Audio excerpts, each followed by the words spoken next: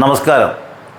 കലാമണ്ഡലത്തിൻ്റെ പേര് ചീത്തയാക്കിക്കൊണ്ട് സത്യഭാമ എന്ന ഒരു സവർണ ആധിപത്യം തലക്ക് പിടിച്ച ഒരു സ്ത്രീ കലാമണ്ഡലം രാമകൃഷ്ണനെ അവഹേളിച്ചുകൊണ്ട് അദ്ദേഹത്തെ നിറത്തെയും ജാതിയെയും അദ്ദേഹത്തിൻ്റെ ജന്മത്തെയും അദ്ദേഹത്തിൻ്റെ അമ്മയെപ്പോലും അവഹേളിച്ചുകൊണ്ട് വളരെ മോശമായ മ്ലേച്ഛമായ വാക്കുകൾ ഉപയോഗിച്ചുകൊണ്ട് സംസാരിക്കുകയുണ്ടായി. കേരളത്തിലെ എല്ലാ രാഷ്ട്രീയ പാർട്ടികളും അതിനെ വളരെ ശക്തമായി അപലപിച്ചു. അപലപിക്കാത്തൊരു വിഭാഗം മാത്രമേ ഉള്ളൂ. സംഘപരിവാറിൻ്റെ നേതാക്കൾ ഇതേവരെ മിണ്ടിയിട്ടില്ല. കാരണം ചാതുർവർണ്ണ്യം എന്നും നിലനിൽക്കണമെന്നും സവർണാധിപത്യം എന്നും നിലനിൽക്കണമെന്നും ആഗ്രഹിക്കുന്ന ഒരു വിഭാഗമാണ് സംഘപരിവാർ. അതുകൊണ്ടാണ് ഞാൻ കഴിഞ്ഞ ദിവസം പറഞ്ഞു, ആലത്തൂരിലെ സ്ഥാനാർത്ഥിയെ പ്രഖ്യാപിക്കാതെ കാത്തിരുന്നത് തന്നെ നരേന്ദ്രമോദിയുടെ റോഡ് ഷോ കഴിഞ്ഞിട്ട് മതി എന്നവരങ്ങ് തീരുമാനിച്ചതാണ്. കാരണം ആ റോഡ് ഷോയിൽ ഈ സംവരണ വിഭാഗത്തിൽപ്പെട്ട ഒരു സ്ത്രീയെയോ പുരുഷനെയോ ആരായാലും ആ വാഹനത്തിൽ കയറ്റി സഞ്ചരിക്കാൻ അവർക്ക് താല്പര്യമില്ല. പലരും ചോദിച്ചു, ആ വാഹനത്തിലുള്ള സുരേന്ദ്രൻ പിന്നോക്കമല്ലേ, നരേന്ദ്രമോദി പിന്നോക്കമല്ലേ?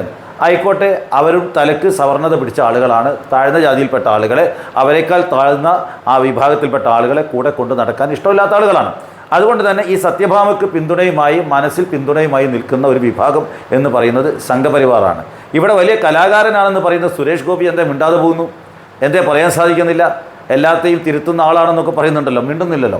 അപ്പോൾ ഇതൊക്കെ തന്നെ സംഘപരിവാറിൻ്റെ മനസ്സിലെ ആ സവർണ മേലാളിത്തമാണ് ഈ സത്യഭാമയിലൂടെ പുറത്തു വന്നിരിക്കുന്നത്. അത് കേരള സമൂഹം അവരുടെ മനസ്സിൻ്റെ അകം, ഈ രാമകൃഷ്ണൻ്റെ നിറം കറുപ്പാണെങ്കിലും മനസ്സ് വെളുത്തിട്ടാണ്, മനസ്സിന് വെളിച്ചുള്ള മനുഷ്യനാണ്. പക്ഷേ ഈ സത്യഭാമമാരും സംഘപരിവാറിൻ്റെ പിന്തുണയുള്ള ഇത്തരം ആളുകളൊക്കെ തന്നെ പുറത്ത് നിറം വെളുപ്പും അകത്ത് കറുത്തിട്ടുമുള്ള ആളുകളാണ്. അവരുടെ മനസ്സ് മുഴുവനും വെറുപ്പ് നിറഞ്ഞു കിടക്കുകയാണ്.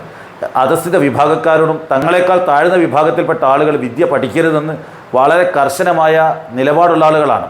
ഏകലവ്യൻ ദ്രോണരെ സമീപിച്ചുകൊണ്ട് അമ്പെയ്ത്ത് പഠിപ്പിക്കണമെന്ന് അപേക്ഷിക്കുമ്പോൾ കീഴ്ജാതിക്കാരനായ ഏകലവ്യനെ അമ്പെയ്ത്ത് പഠിപ്പിക്കാൻ ദ്രോണർ തയ്യാറാവാതിരിക്കുകയും അങ്ങനെ ഏകലവ്യൻ ദ്രോണരുടെ രൂപം ഉണ്ടാക്കി അമ്പെയ്ത്ത് പഠിക്കുകയും ആ അമ്പെയ്ത്ത് കലയിലെ മികവ് ദ്രോണർ അറിയാനിട വന്ന സമയത്ത് ദക്ഷിണയായി എന്താണ് വെക്കേണ്ടതെന്ന് ഏകലവ്യൻ ചോദിച്ചപ്പോൾ ഏകലവ്യൻ്റെ പെരുവിരൽ ദക്ഷിണയായി ചോദിച്ചുകൊണ്ട് അത് മുറിച്ച് മുന്നിൽ വെപ്പിച്ചുകൊണ്ട് അവൻ്റെ അമ്പെയ്ത്ത് കഴിവ് തന്നെ, ആ വിദ്യ തന്നെ ഇല്ലാതാക്കിയ സവർണ ഫാസിസത്തിൻ്റെ അവസാനത്തെ കണ്ണിയാണ് ഈ സത്യഭാമയും അവരെ പിന്തുണയ്ക്കുന്ന ആളുകളും.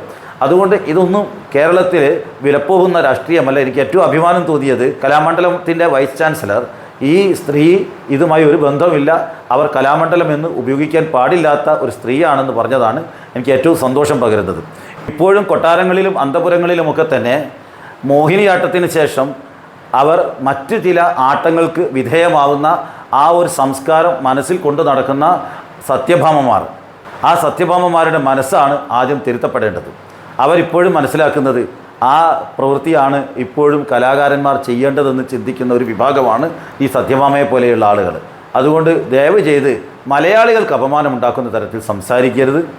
താങ്കൾ അത്തരത്തിലുള്ള എന്ത് മോഹിനിയായാലും വേണ്ടിയില്ല, താങ്കളുടെ തൊലിവെളുപ്പും സൗന്ദര്യവും ഉപയോഗിച്ചുകൊണ്ട് എവിടെ കിടന്ന് ആടിയാലും വേണ്ടിയില്ല. 68-ാം വയസ്സിലും തനിക്ക് നല്ല പെർഫോമൻസ് ആണെന്ന് അവർ പറയുന്നുണ്ട്. ആ പെർഫോമൻസുമായിട്ട് എവിടെ പോയിട്ട് താങ്കൾക്ക് എന്ത് ആട്ടം വേണമെങ്കിലും ആടാം. പക്ഷേ ഇവിടെ മര്യാദയ്ക്ക് കല പഠിച്ച, മോഹിനിയാട്ടത്തിൽ MA ഫസ്റ്റ് റാങ്ക് നേടിയ, പെർഫോമിംഗ് ആർട്സിൽ MPhil ടോപ്പ് സ്കോററായ, അതേപോലെ മോഹിനിയാട്ടത്തിൽ PhD നേടിയിരിക്കുന്ന എല്ലാ കഴിവുകളുമുള്ള ഒരു വ്യക്തിയാണ് രാമകൃഷ്ണൻ.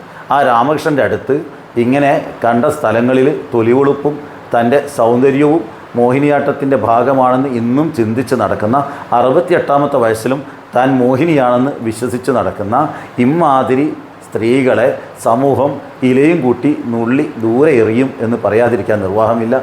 നന്ദി, നമസ്കാരം.